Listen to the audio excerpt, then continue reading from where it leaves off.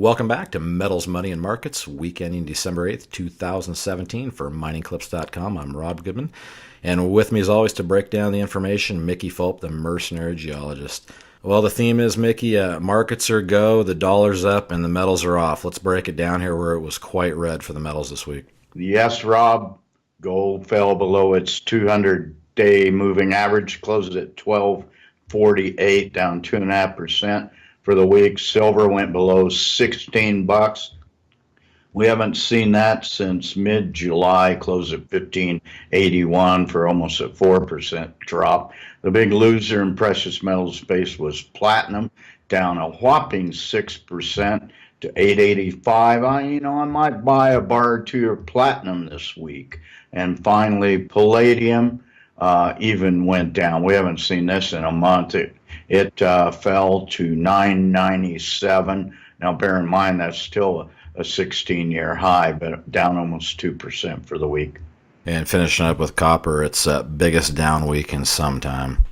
Yeah, copper just was really volatile. It lost 12 cents on Tuesday with some market turmoil that included the fact that Chinese smelters could not agree with major miners on treatment charges, and it devastated the copper market. Closed at 296. It was actually up a couple of points, but still lost 4% over the week.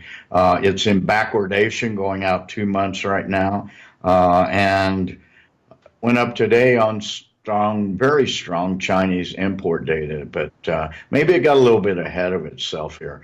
The ratios, once again, gold and silver pushing up to 79, up almost another point this week. Platinum to gold at its all-time low of 0.71. We saw that back in the end of September, but not since. And finally, the platinum to palladium ratio fell below 0.9 to 0.89. And moving over to the energy markets, oil had a rough week here, but what a week for uranium. Well, oil did have a rough week, although it rallied over the last couple of days. It closed at 57.33, down almost 2%. The rally really stalled. Once again, it probably got ahead of itself, as markets tend to do. U.S. production is up 9.7 million barrels per day now. Inventories are down. Rig count up 2. Trump kind of stoked the market yesterday with this idea that Jerusalem should be the official capital of Israel. It does function as the capital with all government offices there. But anyway, that sent the Muslim world into a tizzy. And you mentioned uranium. Big news coming out of the uranium patch on Monday or Tuesday that the Kazakhs are going to cut 20% of their production. They are by far the world's largest producers of uranium. They're going to cut something on the order of 20% over the next 3 years. Oil was up $2, closed at 25.25 for the week. And moving over to the currency markets, where the dollar had a fantastic week, and of course the euro and loonie suffered against it. Well, that's certainly true, Rob. Dollar was up more than a point over the week, and that's quite a move for the currency markets. You just don't see those sorts of big moves like that very seldom, or very often, I should say.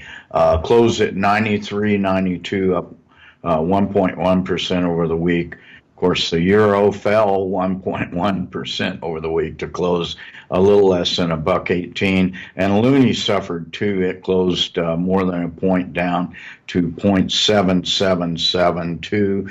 A lot of the news about the euro was agreement. The European Union and the UK finally reached agreement on the Brexit, and the British pound was up big time on that news. And finishing up with these equity markets, a couple of new highs to talk about. Yeah, they didn't move that much, but the Dow did set another all-time high today. That's the 65th since Trump took office, closed at 24,329, up less than 0.5% a week. S&P 500, 2652. That's could be an all-time high. Actually, I think it is an all-time high of 0.4% for the week. And NASDAQ, after a week of losses, rallied over the last 3 days, closed at 68.40, down a mere 8 points over the week. The VIX is at record low once again, less than 10, closed the day at 9.69. And last but absolutely not least, the venture was up a little this week. Well, it was up 4 points. It made it up over the last couple of days. It was down over the most of the week. But this is very important to what we do, and really the impetus for this show, because we do focus on the junior resource market and commodities that are pertinent to that, and currencies and markets, I suppose. We're a week away from its normal seasonal low in tax loss selling season, so I would encourage everybody to line up your tax loss buys, look for unusual volumes, and it's going to happen sometime around next Friday. It could happen 2 to 3 days, either before or after, but keep your powder dry and look for some good stocks to buy over the next week or 10 days. Well, there you have it from the Mercenary Geologist. We'll certainly keep our eye on that target and get back with you next Friday. Thanks for the insight, Mickey. All right, thanks a lot, Rob.